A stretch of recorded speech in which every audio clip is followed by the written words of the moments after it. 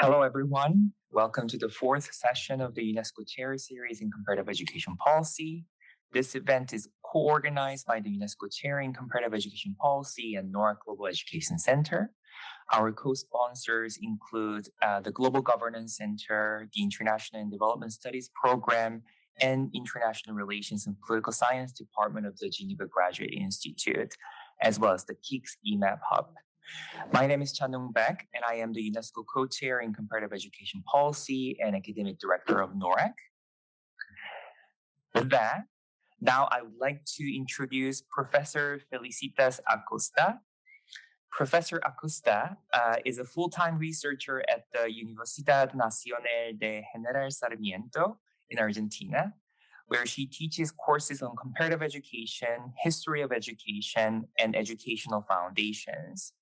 She is also a professor at the Universidad Nacional de La Plata. Her research examines schooling expansion from a transnational and historical perspective, focusing on international educational reforms, the expansion of secondary education, and more recently, issues like standardized assessments and innovative finance in education. Dr. Acosta has been a research consultant for various international organizations, including ECLAC, IDB, IIEP, OIE Eurosocial, UNESCO, and UNICEF. In 2019, she was awarded the Margaret Sutherland Prize in Comparative Education by the Comparative Education Society in Europe. She's currently a member of the board of the Comparative and International Education Society and serves on the executive committee of the International Standing Conference for the History of Education. Additionally, she is NORRAG's regional coordinator for Spanish-speaking Latin American countries and Spanish editor for NORRAG's special issue. Now, I would like to hand the floor over to Dr. Felicitas Acosta. Please give a big round of applause to welcome her. Thank you. So, is this working? Good. Thank you, Chan-Nung, and good afternoon. As Chan-Nung said, I'm a researcher and professor from Buenos Aires, Argentina, very far away. And I'm also NORRAG's regional coordinator for Latin American Spanish-speaking countries and NSI Spanish editor. So first, I would like to take this opportunity to thank Chan-Nung Baek, co-chair of the UNESCO Chair of Comparative Education Policy and NORRAG's academic director, for the invitation to share this lecture. And thank colleagues at NORRAG as well, Moira Fall, its executive director, all the KICS GPE team for their support, and Camille for the communication support. And also I would like to thank Professor Gita Steiner-Kamsi, who introduced me to this wonderful network of brilliant colleagues. And finally, thanks to all of you on site and online for joining and being here today. And if you are willing to learn more, we have the open cafe tomorrow.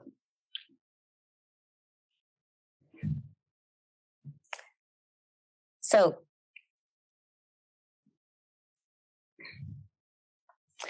what I would like to share with you today is an overview of various strands of my research on the development of educational policies in Latin America. As Chan-Nung explained, my perspective is transnational and historical, and this is the framework that informs this presentation. However, I'm also inspired to share a bit of my own journey with you. And as historian Anne-Laura Stoller notes, parsing connections between the broad-scale dynamics of rule and the intimate domains of implementation may suggest more lines of overlapping inquiry and a rethinking of our respective frames. So in this context, my first question is, how are the terms global north and global south, educational systems, educational reforms, Latin America, and sustainable development goals, especially development goal 4, connected? As we know, these concepts have deep historical roots and they have evolved significantly within comparative education policy studies. But the aim of my presentation is to explore the connection between these terms as key elements in understanding how changes take place within educational systems. So our focus will be on the Latin American region, which I think is particularly compelling in this context because, broadly speaking, Latin America was part of the worldwide expansion of schooling that began in the late 19th century. However, even in the 21st century, the region continues to face significant challenges in ensuring universal and adequate education for all children and adolescents. And as I recognize that economic, political, and social conditions play a crucial role in enabling schooling. In this presentation, I will focus or will concentrate on the internal dynamics of education systems and examining not only the interdependencies, but also their unique characteristics. So I would say that the final purpose of the presentation is to better understand the tension between the significant efforts made in the Latin American region to expand and transform school towards a more inclusive provision and the persistence of unmet goals for universal access and completion amid broader social and educational segmentation processes. I would like to walk you through the structure of the presentation, imagining it as a journey. So the first stop will be the central issue that draws my focus, and this is the expansion of schooling as a global phenomena. And from there, we will move through the key terms that I have just mentioned, and you can see here on the slide, but we will explore their nuances along the way. And toward the end, I will offer some final thoughts to transition into the Q&A session. So as a starting point, I would like to start with this graph. As I said, the expansion of schooling has been a growing, uninterrupted phenomenon since the late 18th century, reaching every country since the early 20th century. And since then, education has occupied a key place in the agenda of states. Since the 19th century, and especially in the 20th century, international discourses on education came together to formulate the notion of the right to education. And the expansion of schooling is a means of access to that right, to the right of education. In the history of education, the development of schooling has been associated to the notion of educationalization of social problems. This basically means or consists in allocating responsibility to educational institutions and individuals for solving social and economic problems. Historians of education, Daniel Troller, for example, who is also a comparative, relate the educationalization of social problems to the political management of tensions associated with two things, nation building and capitalism. The notion, in fact, refers to the intersection between distinct social practices, one of which is education, but it is education, the one assigned to task with these perceived social problems. And we will get back to this point later in the discussion about the about the Sustainable Development Goals.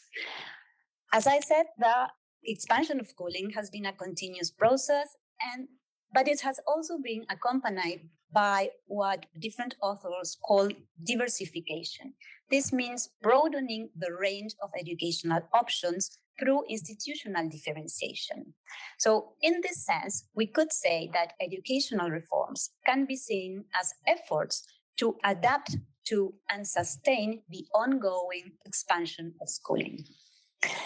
As mentioned before, my first interest is the phenomena of the extension of compulsory schooling. But before we start our journey, I would like to share with you what served as the starting point of my own inquiry into schooling and reforms.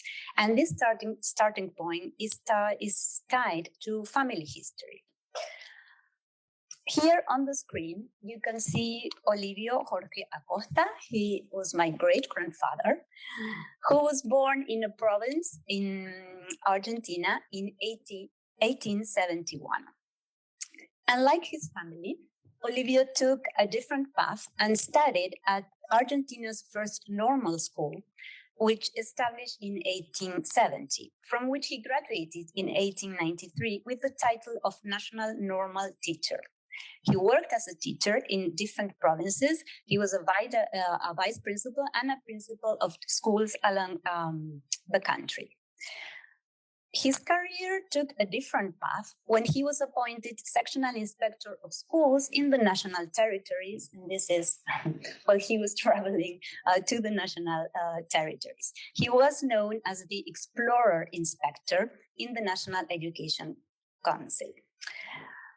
Upon his return in 1912, he was appointed vice director of the normal school in a town province near Buenos Aires, and he served there until his retirement in 1928. In 1924, he was appointed also as a rector of a national school. This is a high school, a secondary school. And what's interesting is that this school was co-educational. Most of these schools were for men, but this one was co-educational. It was free of charge. It operated in the afternoon and evening shifts to accommodate students who worked. And it lacked its own building and survived for nearly 10 years based on the unpaid work of its professors or teachers. And it was established that all staff would be diploma holding, yet they worked for free for 10 years. You might be thinking, that's very moving, Felicitas, but how does this personal story relate to the topic of the lecture? I believe it's about exploring the connections between large-scale processes, such as the global expansion of schooling, and more personal stories, like my great-grandfather's, stories that ultimately shape policies. So going back to schooling expansion, and despite schooling positive growth, in the 21st century, we find this quote from last year.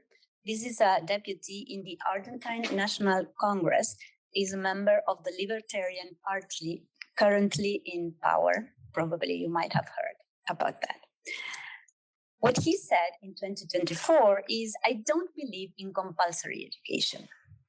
How can the state be the one to decide for the child? I can't think of anything more invasive. How could you give a committee of bureaucrats the decision over education? The state, the Ministry of Education. I believe in the individual. I believe in the decisions we make in our lives. So his opinion brings together almost all the terms we can associate with the language of schooling from the 18th century onwards. The individual, the state, the idea of rights, compulsory education, civilization, work, bureaucracy, ministries. In other words, perhaps we owe this deputy, with whom I do not agree, an excellent synthesis for understanding the process of shaping educational systems.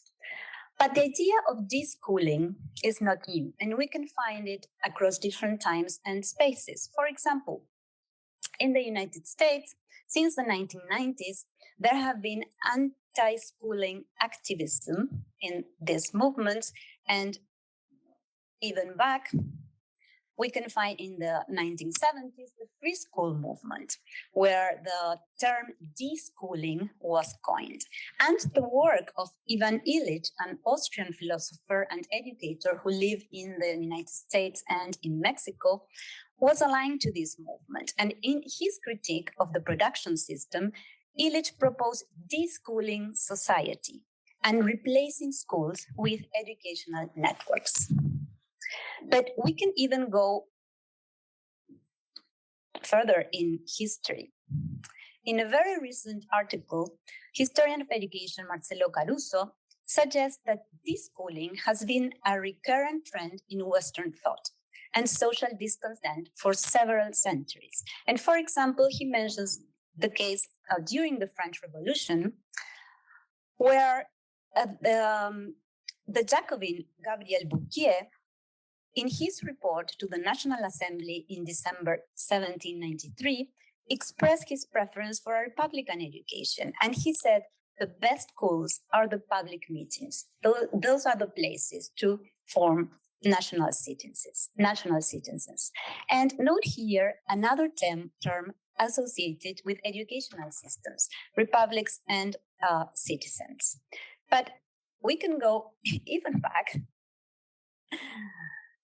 Okay, sorry. And we can find the idea of deschooling, according to Caruso, in Martin Luther, the father of the Reformation, and also the one who opened the door to literacy and mass schooling. Martin Luther's appeal to establish schools for boys and girls, peasants and farmers, inaugurated the discourse of the expansion of schooling in the 16th century. However, this appeal was a product of disillusionment with the schools of his time, primarily convents, late medieval monasteries, and so. And what Martin Luther said in the end is, before the upper schools and convents remain as they were, I would prefer that there be no teaching and no life with the youth at all. So what I'm trying to show here is that this schooling is not new. Yet, schooling is still there. So, to revisit our starting point, the expansion of schooling is a global historical process, and it's a process with European roots. And this is very important to state. While various combinations took place, it is compulsory education, especially, and this is relevant for the Latin American context, it is compulsory education that forces the state to organize the educational system, thereby positioning the state as the custodian of the distribution of the knowledge necessary for functioning in societies. As we know, the social invention of the nation state was built upon the development of state infrastructure power, and schooling played a key role in this process. While the state may not be the sole actor, the absence of compulsory schooling or compulsory education removes the state from its organizing role, and consequently, it removes the state from its position as the custodian of knowledge distribution. However, at present, while most scholars in Latin America identified the state as a crucial actor, there are critical voices who emphasize the importance of other actors, such as civil society and academia. And this is what we are going to see in a bit. Of course, we do recognize that the expansion of schooling has progressed at different rates. And in this presentation, I'm to highlight these variations, particularly in terms of starting points. So, for instance, Latin America experienced a relatively early expansion in comparative terms, and this is an aspect often overlooked when using broad categorizations like the Global South. And we can see here where Latin America started by the mid-19th century, and this is the world. All these are Western countries, Eastern Europe and East Asia, and this is Africa. Okay? Rather than pinpointing when schooling expansion began in Latin America, my focus is on understanding its significance in analyzing educational growth and reforms, because these processes are deeply embedded in the long-term trajectory of schooling, where, and this is what I would like to highlight throughout the presentation, where inherited structures continuously evolve into internal forces shaping each educational system. At this point, a recent conceptualization by education historian and comparatist Antonio Novia proved useful, and the author proposes two shifts related to the central categories of time and space. He talks about moving from space to specialities and from time to temporalities. And the question is how education unfolds over time and across spaces. Even the most recent works of Gita Steiner-Kansi are focusing precisely on the analysis of this temporal dimension. She is looking, though, to the temporal dimension of policy transfer. And this is indeed a key dimension to understand the differences in the transnational circulation of educational reforms. What exactly travels and when? To me, the question is, how do temporal and spatial dimensions shape the contemporary context within the so-called global education infrastructure? And this brings me to the concepts of global north and global south. So far, we have explored the expansion of schooling as a transnational process, along with key terms that shape the language of education, some of which are under debate, such as the state, such as the notion of compulsory education. And also, we could say it like concepts of global north and global south are also under discussion. So within this framework, I asked OpenAI for a brief analysis of schooling in these two contexts, global north and global south. And this is the result. What AI is showing about how education systems deployed in the global north and in the global south. One of the sentences that caught my attention is the colonial powers saw no value in educating the people of the colonies because it posed a threat to their authority. And there is one recent research on the development of education systems in many countries in the global south, namely in Latin America, that shows quite the opposite. That the colonial powers used education to train obedience. It was the other way around. So I don't want to sound simplistic using AI or resort to obvious interpretations. But the vagueness of the terms global north and global south makes it difficult to fully grasp the challenges and dynamics of educational systems in each country and regions. Of course, we know that there are, as I said, critiques to these terms. Global south is, as we know, widely used in social sciences and development studies to describe countries historically marginalized by colonial and neoliberal systems, particularly in Africa, Asia, and Latin America. The term was coined in the 1980s, and it aimed to highlight disparities between industrialized North and developing nations from the South. And it will also aim at replacing the idea of development world or third world nations.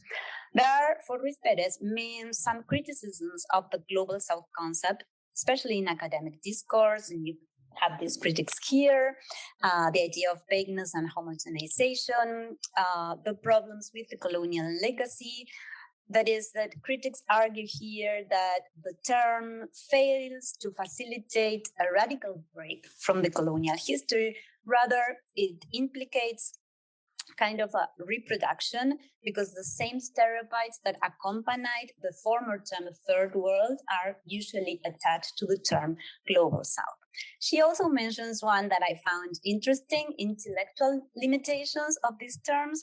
The concept global south is critiqued here for inducing a state of intellectual dizziness, she says.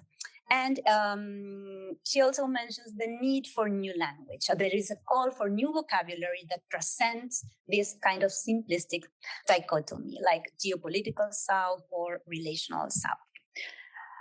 But of course, this line of analysis may also seem a bit simplistic, because as I mentioned at the beginning, Latin America still faces challenges in achieving universal and adequate schooling for all children and adolescents. For instance, Rodriguez and others said that the guarantee of a Republican education remains a chimera in the global south, due to several intertwined factors highlighting systemic challenges, sociopolitical dynamics, and historical context. And you have all the factors that they name in their review. But the one I like to highlight, or I'm particularly interested in, is fragmentation and stratification. of education systems, because this aligns with my interest in the dynamics of educational system, which I consider an essential aspect to understand when considering reforms. So now let's turn to the specific context we are focusing on, which is Latin America. And here we are not going to go through this, but what I wanted to show is that first, schooling expansion in Latin America, particularly secondary education, which is this side of the chart, is a protected process, with enrollment growing heavily in secondary education since the 1960s, where reforms, but without achieving universalization in the intervening half century. So both in the case of primary and secondary education, we can see like high figures just by, for example, in countries like Argentina or Chile or even Costa Rica by the mid 20th century. But it took the following 50 years to complete the universalization of primary education. And secondary education is following the same pattern. So it is a protected, schooling expansion in Latin America is a protected process.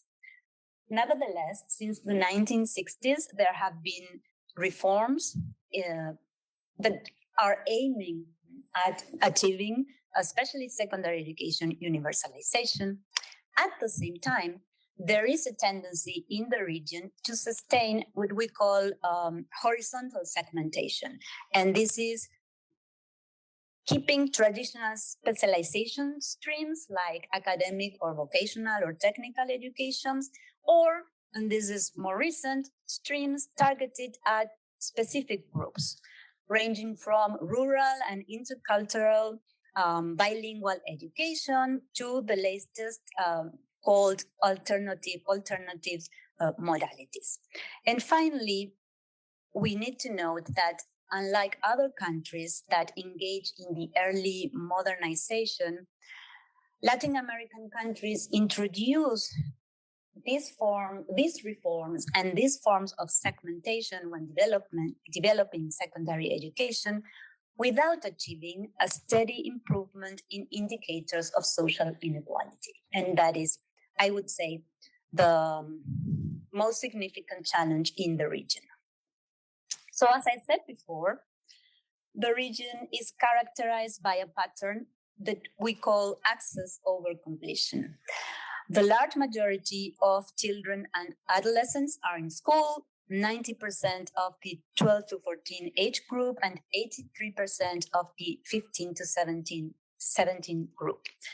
However, when we adjust according to the current level in the education system, 84% are in lower secondary school and 67% are in upper secondary school. So even though most of the adolescents are in school, when you look at lower secondary and upper secondary, you find differences in guaranteeing access. However, on average, a significant percentage is at school, but still a significant percentage is out of school. And we see this with enrollment per age, and I was talking about this, sorry. These were the figures I was mentioning, the enrollment per cycle. So most adolescents are in school. Yet, if we take a look at the average completion rate for lower secondary education, it indicates that 8 out of 10 students complete lower education without excessive delay, and this is another issue in Latin America, in nearly most of the countries. But the average percentage of upper secondary education completion is 65%. So we have like almost 40% of adolescents who are not finishing secondary education, even if most of them enter into that education level. The data, of course, indicates differences in progress for different population groups, and we all know this. And if we take a look at, for example, at students in rural and urban areas, this is rural and this is urban. We can see how many adolescents, the percentage of adolescents outside of school per area. So it's different in the rural and in the urban area. But also, if we take a look at students with 2 or more years of over age in secondary school, meaning that they are delayed, per household income, and this is low income and this is high income, we also see the differences. More students with 2 or more who are delayed come from the lowest quintiles. So in all countries, the gaps are wider in the poorest quintile than in the richest quintile. So the pattern of enrollment over completion or access over completion, it's also related to the diversification, but produces differentiation in 2 directions. On the one hand, an important group of adolescents and young people are left at a disadvantage because they are not graduating, and they are not graduating at the expected age. And this situation leaves individuals on the margins of the labor market and without opportunities for further education. And even if they eventually complete compulsory secondary education, the knowledge that they have acquired throughout their schooling is likely to be outdated because of the changes in current day society. So their credentials, their educational credentials are devaluing at a much faster pace than in the past. And this exacerbates the gap between what education provides and the knowledge and skills required for full participation in nowadays society. But also, we could say that there is another differentiation that the access over completion pattern is producing in the region. And this is that these persistent difficulties in secondary school graduation rates, which, as I said, are rooted in the pattern of access over completion, could ultimately transform the state's democratizing intentions in Latin American education into a process of elite production, because those who succeed in graduating on time acquire a new social status. But as we have shown, many adolescents and many young people are left out of this process, from this process. So, in summary, the historical pattern of access over completion conflicts with the state intervention and the idea of the state expanding secondary education through compulsory laws and reforms. And this tension results in the differentiation of population, creating different status, dividing the population between those who attain secondary school certification on time and those who do not.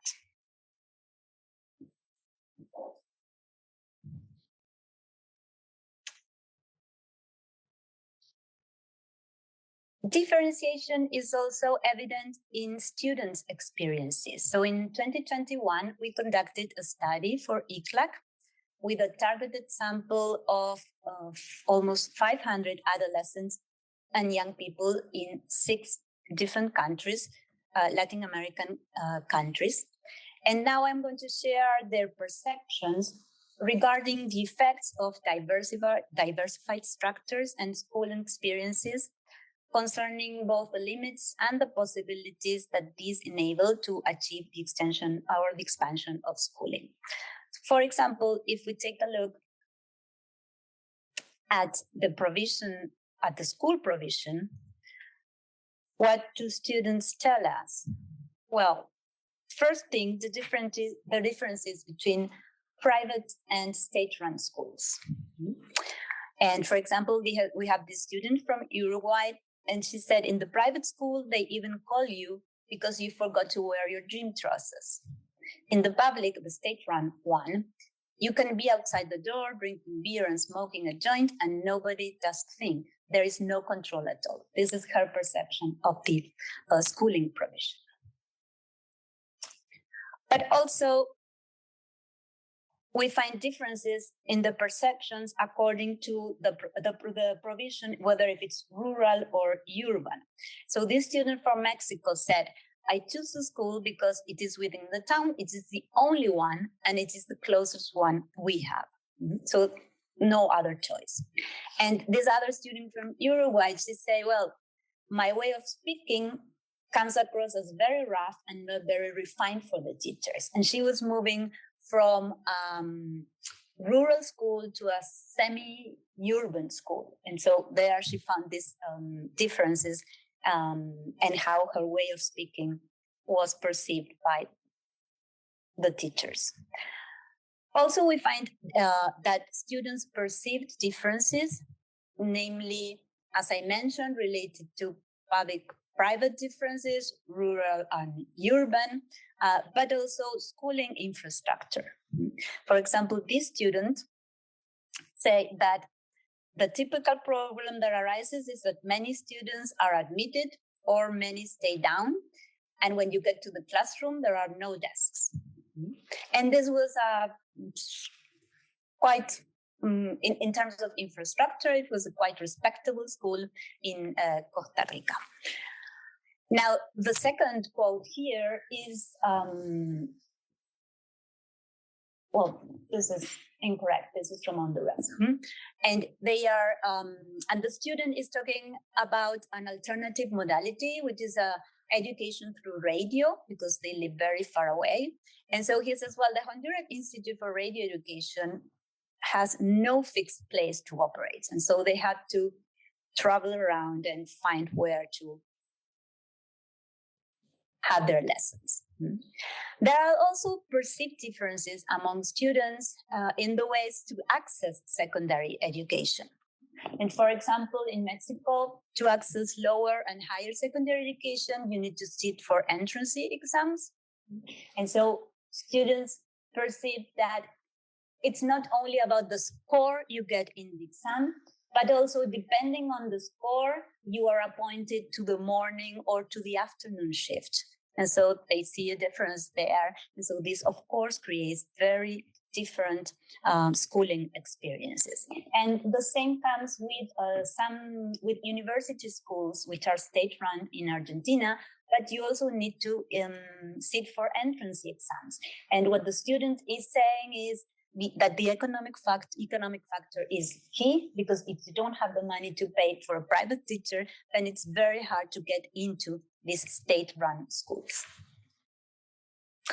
And lastly, the students also mention problems in accessing and in staying in secondary education because of the way the system is organized. One of the things that they highlight is that there are differences, the transition between primary and secondary and between lower secondary and upper secondary is very hard for students.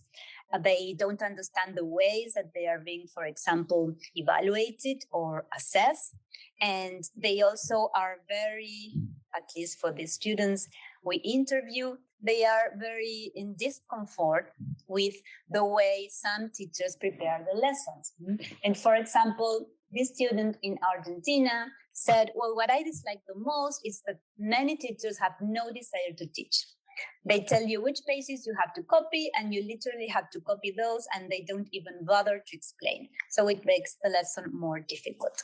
And this is very interesting because what this student in Costa Rica is pointing out is that they are trained in one way in secondary schools, but then in higher education, they are demanding, they are required other ways of studying. And for example, they train in secondary education, they train you to not use so much your, memory and so, and then you are required to do so in the next education level. So what I wanted to share with these experiences from students is that their perceptions highlight how material and resources differences, defects of admission systems, some implicit costs that are associated even to secondary education, even if it is free, reflect not just inequality, but also a qualitative shift in the educational experience. And according to different authors, these findings show a growing number of elements of differentiation and an ever-increasing qualitative difference in the school experience that could symbolize rather than indicate quality. And this is very important to understand why students or many students leave school. So while Latin American states have expanded educational access, the form and quality of this access continue to be differentiated, continues to be segmented, resulting in a system of differentiated inclusion, which may ultimately deepen social inequalities. So in sum, and as you can see here on the slide, Latin American countries have made progress in expanding the legal frameworks. For example, in most countries, upper secondary education is compulsory. Students have to be in schools until the age of 18. And that is different because in many European countries, it's not compulsory. Well, in Latin America, it is compulsory. But at the same time, the expansion of secondary education seems to be based on these three constants: the pattern of access over completion, the persistent matrix of social inequality, and the extension or expansion of secondary education based more on the diversification of provision, with all the effects that this has on secondary education students' experiences. Now, let's move to this other key term I mentioned at the beginning, the Sustainable Development Goals, and especially SDG 4, which relates to education. So as we have seen, of course, there is change. There has been what some people call progress, but challenges persist. And there is a lot of literature around SDG 4, and we know that it, for the past 15 years, it has played a quite relative important role in outlining the direction of education systems. But I'm interested here in deepening the analysis on how is this deploying and how is this playing out in Latin America. As outlined by Smith, Aaron, and Greg, the SDGs function both as a product of global governance and as a mechanism influencing national and regional education policies. And there are significant progress, as the authors propose, in education policy and practice worldwide. And we can summarize this progress in these four issues, like the achievement of a universal education framework, the increased global commitment to this framework, the emphasis, which is the base of SDG 4, in quality, equity, and inclusion in education, and finally, the enhancing of data collection and monitoring. However, all this literature finds that the implementation of SDG 4 has faced substantial challenges, particularly due to disparities in state capacity, global inequality, and institutional inefficiencies. So you have all these challenges listed here on the slide, what they call the poverty trap. And this is really important because it's related to education investment. So low-income countries often lack the necessary resources to improve their education systems because they do invest less. But there's also weak state capacity, lack of policy coordination, the problem of the mismatch between data production and policy needs. This has really been studied in education policy, in comparative education policy. The geopolitical and institutional barriers, I think this is very interesting this is very significant for international relations studies, because global education initiatives are often shaped by geopolitical dynamics, as we have shown, since the late 19th century, at least. But this may lead to frameworks that may not fully reflect the reality of all the regions. And so now we are in a situation of a kind of a competition between international organizations like UNESCO and OECD. And this competition, how they monitor, for example, the SDG 4, it further complicates, sometimes I would say it further complicates education governance. Also, along these challenges, there is institutional disengagement and political will. The authors mentioned socio-emotional learning and educational experience, something that is not taken into account. I'm not very fond of the idea of social-emotional learning, but I do agree that there should be given more, more attention should be paid to the broader educational experience. And if we go back to what students told us and what I showed, like 3 slides before, it's about their educational experience and how they perceive their educational experience. So the current emphasis on standardized assessments, for example, often fails to capture these important dimensions related to student experiences. How to understand then this SDG 4? And now I'm going back to the notion I presented at the beginning, the educationalization of social problems. So the question would be, in terms of expanding education, expanding schooling, what makes SDG 4 distinct? Because as we have seen, this is a process that has been that has been taking place since the late 19th century, and schooling expansion has always grew. It has never diminished. So, for example, can we think of SDG 4 as a new phase in the process of educationalization of social problems?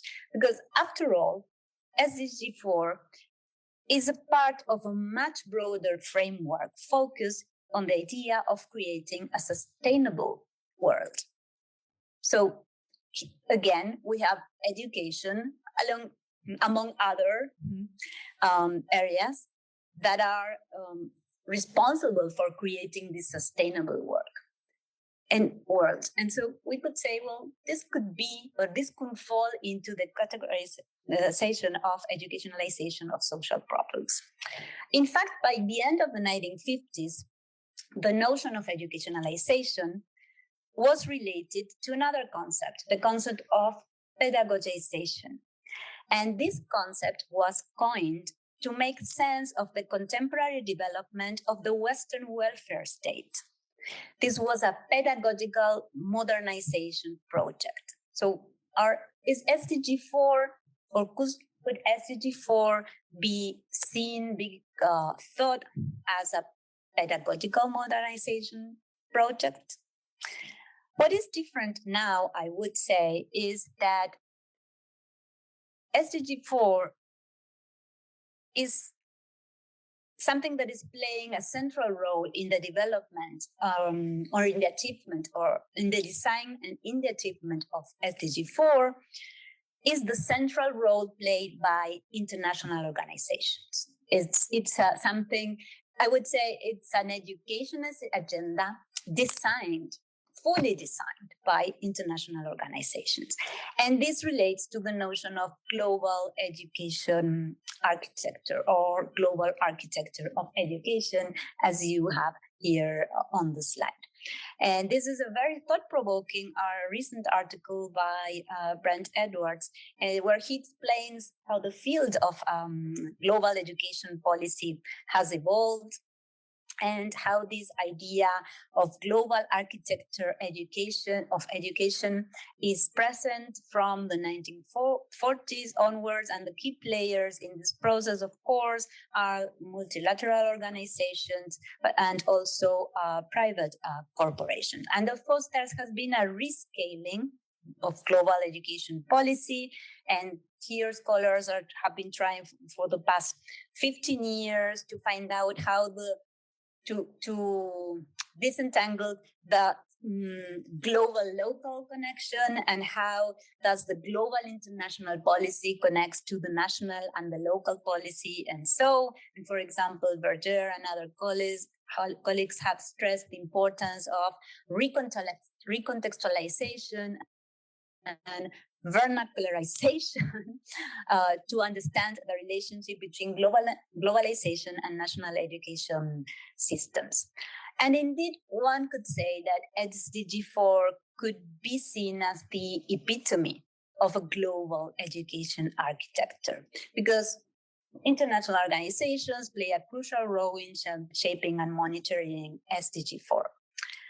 However, and as I have said before, not only SDG 4 presents challenges regarding its achievement, but also these international organizations participate, or being the ones who are moving SDG 4s, their participation also presents challenges and sometimes confusion to national governments. And this is where I'd like to share the results from 2 interviews I hold for this presentation with specialists from the UNESCO regional office in Santiago, Chile. And these specialists were very kind to talk to me in a very short notice. And they were also responsible for creating the monitoring of SDG 4 in the region. And it is, for me, relevant to highlight the particularities that these specialists find in the dynamic relationship between the global education architecture proposed by SDG 4 and its development in the Latin American region. So the first specialist said the 2030 agenda, which is the broader agenda of SDGs, has a well-defined structure and monitoring framework. However, in some cases, the objectives are not clear outlined, and not all sectors have specific monitoring mechanisms. Education, however, has been a leader in this area. And the monitoring situation in Latin America is quite diverse. There is no consistency, no defined institutional framework for SDG 4. I like the way he put this. He said, in other ways, countries do not necessarily adhere. In Spanish, he said, no compran, which is they don't buy the SDG 4 mandate. It differs, it depends on the country situation, and so on. What really got his attention, and he mentions different factors explaining the failure to meet SDG 4 in Latin America. The first element he mentioned is that the 2030 agenda is very ambitious. It is far more ambitious than the previous agenda, the Millennium Goals and Education for All before that. These 2 early agendas, he said, were relevant for the developing countries, but they were not relevant for all countries. And Latin America found itself in a middle ground because universal education has already been achieved by the time these Millennium Goals and so on, and the idea of education for all was there, because there was also significant progress, for example, in gender equity. However, the 2030 agenda, he said, was truly global. And in that sense, it became highly ambitious. And that is in his opinion, one of the reasons why they are failing to achieve. The second factor contributing to the failure to meet SDG 4 is the timing of the 2030 agenda launch, because this agenda was launched in 2015. And this in Latin America coincided with a shift in the region's economic cycle. So until 2013, Latin America was experiencing a strong growth driven by commodities and some particular economic policies. But however, by 2015, this growth stalled and social indicators, chief among them education, began to stagnate. And the third factor, which was unexpected, was the pandemic. And the pandemic was very relevant in the case of Latin America, because especially, and in his opinion, education was not included as a main topic in the emergency agenda during the pandemic. So what he finds is that after the pandemic, UNESCO decided to change its orientation, and they made significant efforts, in his opinion, to encourage countries to set their own goals. The problem was that the agenda was too ambitious, there were no goals, and so on. And so UNESCO encouraged countries to set their own goals. In his opinion, by defining these goals, countries implicitly or explicitly prioritize specific policies. So in his opinion, this was in fact directing country national policies, because this prioritization revealed in a way which issues were the countries committing to. What he finds is that when examining classic indicators, it caught his attention that ministries did not prioritize goals related to expansion and completion rates, this being the main problem. So, in his opinion, a status quo emerged where emerging agendas take precedence and the unfinished agenda was left behind. And this is the opinion of one of the specialists. The other specialist interviews said that from his perspective, the problem with the SDG 4 in Latin America is that monitoring indicators was initially designed to allow each country to identify goals more relevant to each context. However, at some point, he says, this approach shifted to idea that all boxes needed to be ticked. And this shift created a tension between the global, the regional, and the local agendas. Additionally, then, UNESCO established the benchmarks. And so these were aimed at completing and mediating and helping countries in a way to concrete the SDG 4. But this, on the other side, became complex because it was very abstract. And so the regional monitoring process needed to find a logic that made sense to Latin America as a region. And so it was evident, he said, that there was some ambiguity in understanding SDG 4, mainly whether it was a goal to measure or a vision for education. And this led to growing confusion. And these are his words, but I find them really, really relevant to understand the connections between the global discourse and the regional and national discourses. Now, regarding how countries related to monitoring, the second specialist said, well, the first question is for whom and for what purpose SDG 4 is being monitored. And he says this is not only a question for UNESCO, but it's also a question for the national ministries of education. Who is receiving this information and what are they doing with this information? So in his opinion, it isn't clear whether it is an agenda that it engages countries directly, because political interests play a role and some countries show more interest while others just simply check the boxes. In other words, beyond monitoring, the key issue is whether SDG 4 serves as a reference framework. And he's doubting that actually SDG 4 is serving as a reference framework. Finally, regarding the monitoring process, he also pointed out, this specialist also pointed out something that is very relevant. He said there was once a working assumption that the main issue was learning. And today it is clear that this is an unresolved issue, but there are other and more compelling, maybe unresolved issues, such as universal primary education and school completion in secondary education.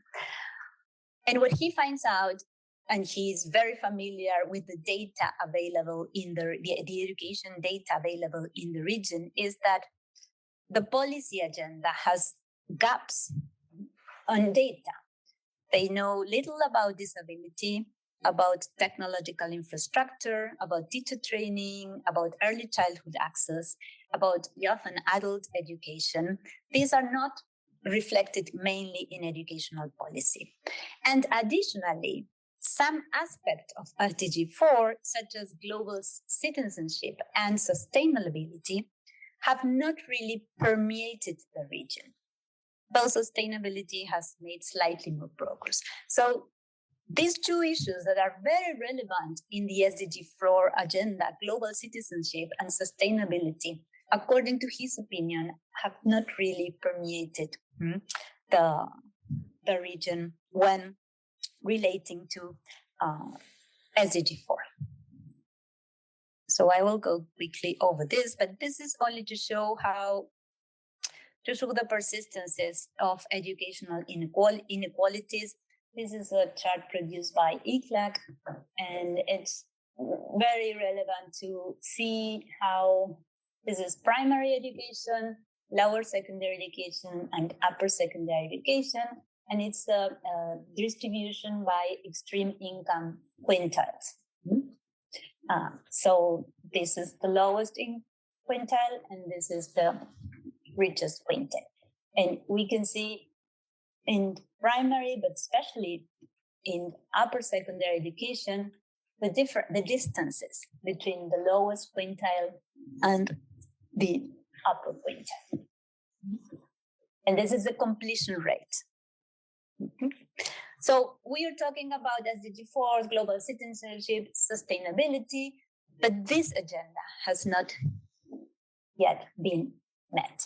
And of course, the social divide is there. And finally, as if we didn't have problems, we have the learning issue. And these are the PISA results for 2022 for math, but it's quite similar for literacy. And you can see here the red line is the OECD average, and this is the Latin American results. So they are all below the OECD average. And except for some countries, I would say, here, Chile and Peru, which is here, if I'm not mistaken, except for some countries, if you take a look at the evolution across the different PISA assessments, it remains more or less the same, which poses the question of why are we insisting on having the PISA test if we usually get the same results except for 2 or 3 countries. But no, nevertheless, there we are with the PISA test. So apart from the problem mentioned before, which is the access over completion pattern and the social divide, of course, there is the learning issue, which is still, as I said, a problem. Okay.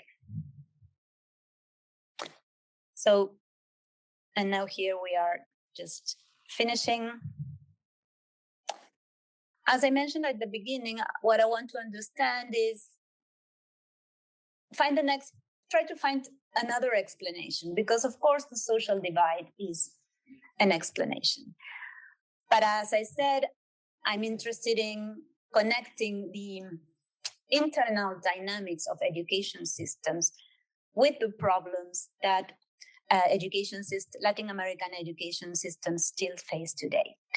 And what I find is that an example of the education change is diversification, because diversification has served to expand secondary education, but at the same time, it has sustained and it has deepened educational segmentation.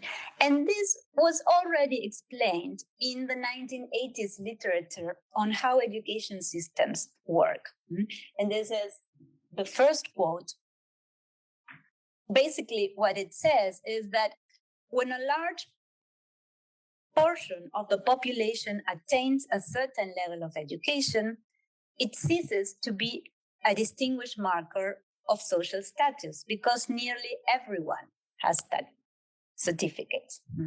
So this creates a demand for more educational opportunities at higher level, where schooling can once again establish distinctions and serves as a tool for upward mobility and social differentiation. So the belief, the author says, in the power of education coupled with its widespread availability at a given level, and in the case of Latin America, the given level would be secondary education, drives the need for expansion at more selective, advanced level in order to maintain its role in shaping social status and mobility. This is how education systems work. And so when you produce differentiation or diversification to facilitate secondary education access, at the same time, what you are doing is in a way devaluing secondary education so that it no longer becomes, it's a social marker. And so this moves to the next level. So the next level would be higher education. And this is how education systems works. And I think this lies at the base of the challenges for educational change. So let's try to put all this together. And at the beginning, I said I wanted to connect these different terms like SDG4, Global North, Global South, education systems, Latin America, education reforms. How did I connect them? First, I use the idea of specialities and temporalities. And again, I did an exercise with AI. So the first phrase is the one that AI provided as a synthesis, and the second one is the one that I think it should have provided. And so when I enter in AI like a summary of my presentation, and I asked, well, how would you summarize it? And so the first thing that showed up was, where is it? Oh no, sorry, this is wrong. It's repeated. So the first one said global versus local dynamics. And I don't think it's global versus local dynamics, at least not any longer, but it's about specialities and temporalities. So SDG4's global aspiration for inclusive, equitable and quality education face challenges in Latin America due to historical, political, and socio-cultural factors, but also, even though significant progress has been made, there are challenges because of the way education systems work. The second one was the one that is repeated, colonial legacies. So AI showed colonial legacies. But I would rather think of entangled history instead of colonial legacies.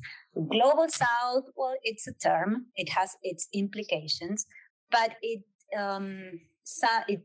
vague when referring to diverse regional education realities.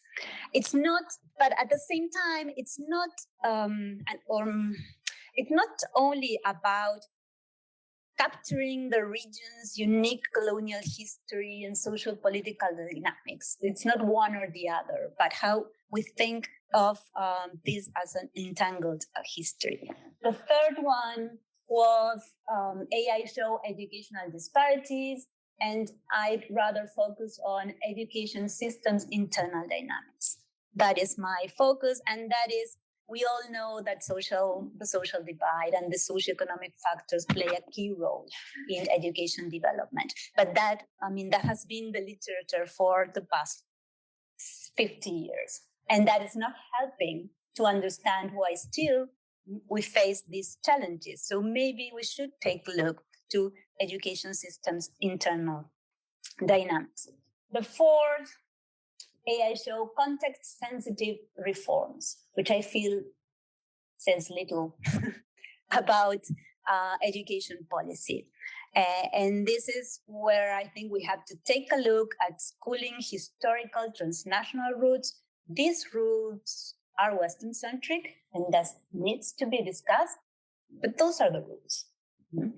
And so it's not mainly about the context, but it's how about, again, we think of this in a more, as Sylvie puts it, in a more entangled way. And finally, AI said, well, it's cut here, AI say a path forward, and how to move forward. And in my view is, okay, how to move forward? I think it's looking backwards and looking to these historical and transnational internal dynamics of education systems. And I think this could work as an input for a research agenda. But finally, if we think in terms of a policy agenda, I would say that, at least in my experience and from the point of view of policy change agenda, we can mention 4 key cross-cutting elements. First, the systemic and multidimensionality of changes. This is key. Changes we know must be comprehensive, incremental, and progressive, advancing step by step. And this is key to sustain change, especially over time. Second, as we know, there are different rhythms and modalities of change and progress in the implementation of changes. And this is particularly relevant in the case of many countries in Latin America, which have decentralized systems. And so these different rhythms and modality are a key aspect to understand. The third is related to the above, and it's, of course, the dialogue with the involved actors in the reforms, especially school principals and teachers. And finally, the fourth element refers to the creating viable conditions for implementing changes. A key aspect here is the necessary construction of political legitimacy to advance implementation, but also increase budget. As simple as that. So all in all, it's budget, it's infrastructural conditions, material and symbolic conditions, it's pedagogical alignment, but, and I would say above all, it's about political will. So thank you, and see you tomorrow at the cafe.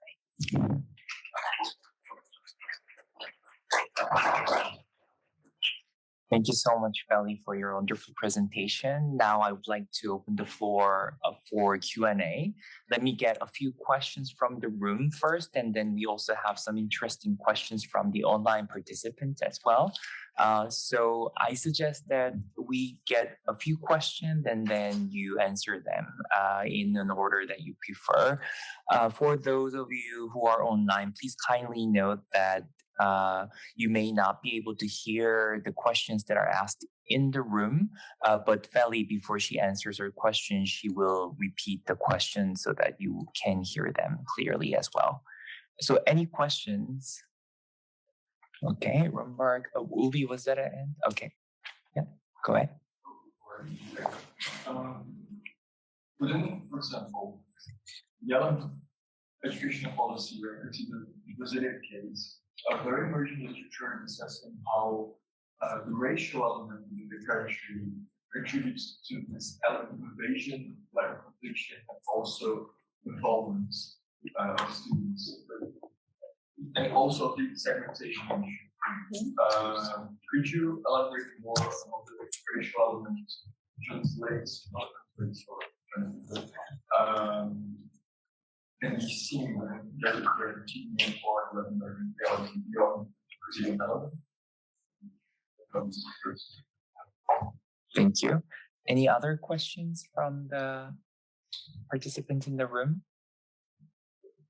Yes, go ahead. My question is about the history of this school. I was wondering, I was more interested in the specific context of this period in Latin America. Like, what was simply like one with parents, like not one children, their children for the school, like if there's like any specific context for students. Yeah. And in relation to those questions, I may add my question to you, because I think you explore the tension between certain priorities in education, like access, completion, and quality, right? And based on your work and expertise, how would you describe a lot of times in the Latin American context, those priorities are sorted? How certain things are prioritized in the process, how certain things are excluded from the agenda. So based on your experience, if you can talk a little bit more about that, that'd be wonderful. And let me draw one question from the online participant. It's actually a long question, so I will read it. It's from Daniel Alejandro. Congrats, Felicitas. I have a couple of comments and questions. In Latin American country, compulsory secondary education has been related to a promise of a better future, more competencies, improved income, and reinforced citizenship. But access to learning, not only access to school, is crucial to reach this promise. What do we know about the difference in the effectiveness of policies to improve quality in Latin American countries in comparison with other world areas? And as we know, exists a risk related to alternative modalities, parenthesis, the low quality to develop learning in students, parenthesis. But at the same time, several scenarios have been the way to deliver education and offer access, especially in the farthest rural areas. How can we balance these alternative pathways in a minimum of quality? So you have many questions in your hands. Feel free to answer them in an order you prefer. Okay, I will follow the order. So the first question from colleague here, it's about the Brazilian context and how the racial element deploys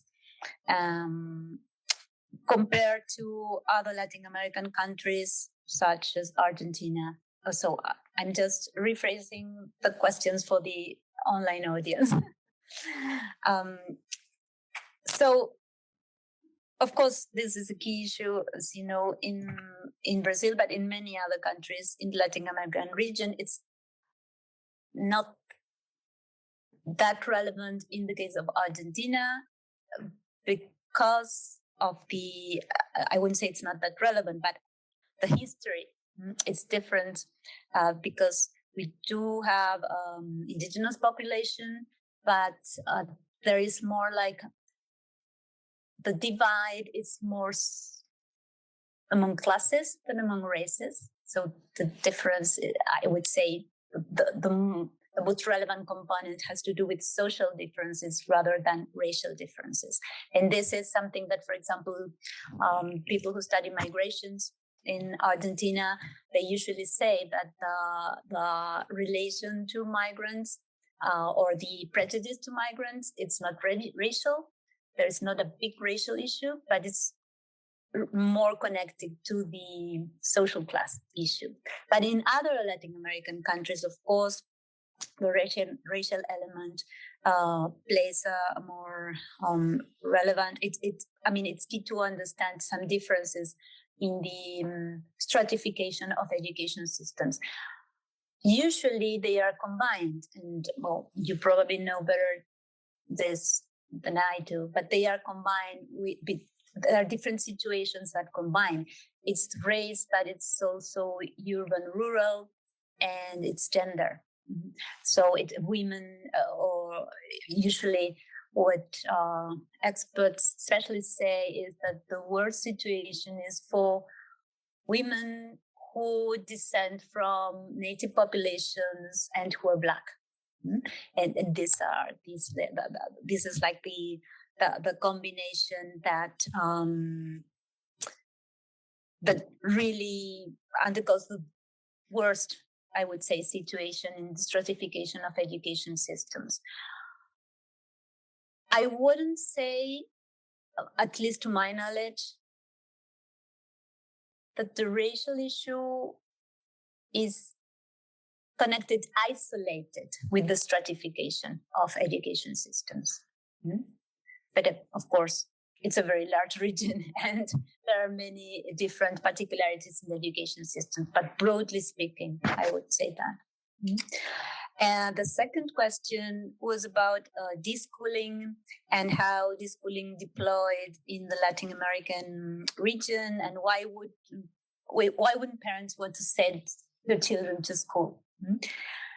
So in the Latin American region, there is a strong idea of the role of the state in schooling. This is a historical issue. Nevertheless, there are,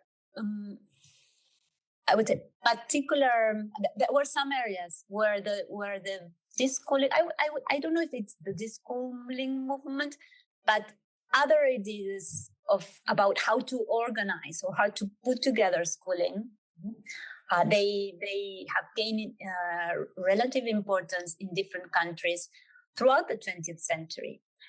This is mainly related to indigenous populations' experiences, especially, for example, in countries like Mexico, in Brazil also with the social movements. So I think that there's these two forces. There's the state-centric education and the importance of the state-centric education, but the acknowledgement and the increasing acknowledgement of these schooling experiences that do not derive directly from the state, but from the communities. And these two forces sometimes throughout the history of Latin American schooling, sometimes they have worked together and sometimes they have collided. I wouldn't say, at least to my knowledge, but you never know in this changing world, everyday changing world, but I wouldn't say that deschooling at present day, it's a main force or a driving force. Absolutely not. But it is there. And as I said, there is this deputy in a country like Argentina who has established education laws in the 19th century, who has a Ministry of Education since around the same time. Well, now we have a deputy saying, I don't believe in compulsory education. This is, of course, connected to international discourses. This is not Argentina on its own. But still, we do have a long-standing tradition of state-centric education. And at the same time, we're getting these discourses. Yes, I'm so sorry to interrupt, but we are almost at the end of the event time. Okay. Please disregard the question that I asked. Perhaps if you can, because I think we can continue that conversation tomorrow, perhaps. Yeah. But the last question, if you can give a concise and short answer, that would be quite helpful. It was a question by Daniel about, let me remember, recall. Yes, access to learning and if policies are effective in this sense, and the case of alternative modalities in rural areas.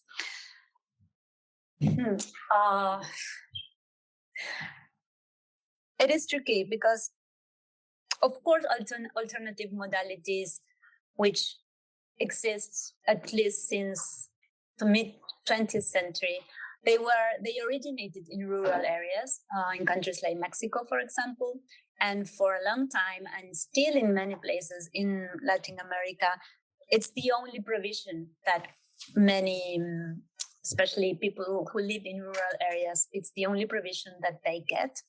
So in that sense, I would say it's a way of expanding schooling, and in my opinion, that's always positive. But at the same time, it is true that what I showed with this quote from Green from the 1980s, when everybody gets the same degree, that degrees devaluates. And so the differences between degrees, where do they come from? They come from the schooling experience that you get. So if you attend an alternative modality school, which is usually framed to guarantee that students in different social situations can access and can complete their schooling trajectories, they collide, for example, with the representation of a secondary education diploma, which is like more academic or more related to getting access to higher education. This is still very relevant in the Latin American region. So maybe, and this happens and there are examples of this, maybe the education you're getting in the alternative modality, and we saw the results in the PISA test, which we can discuss about the PISA test, but maybe it's in terms of quality, in terms of learning, it's quite the same. But there are qualitative differences because the degrees, they don't have the same value. And in that sense is that I think the education system keeps recreating these segmentation processes that have accompanied secondary education since its expansion in the beginning of the 20th century. So that is not really new. Thank you so much, Feli, for your wonderful answers and the presentation. I think included a lot of helpful and engaging information for us to explore further. I'm pretty sure there are more questions to be asked, and I already see many questions shared in the chat box. Unfortunately, we cannot go over all of those questions, but we will keep note of those questions and share them with you for further discussion. With that, now I would like to conclude the event with a few more information. So tomorrow there is an open cafe with Feli at the Fab at Maison de la Paix. This is an in-person meeting, so I strongly recommend for those people who can make it to Maison de la Paix tomorrow to join the event to continue the conversation. And we have another upcoming event at NORRAG, which is a book launch of a book entitled Transforming Development in Education from Coloniality to Rethinking, Reframing, and Reimagining Possibilities. It's currently scheduled to be held online on Tuesday, March 18th, 2025. Please use this QR code to sign up. This is an online event, so you can join wherever you are.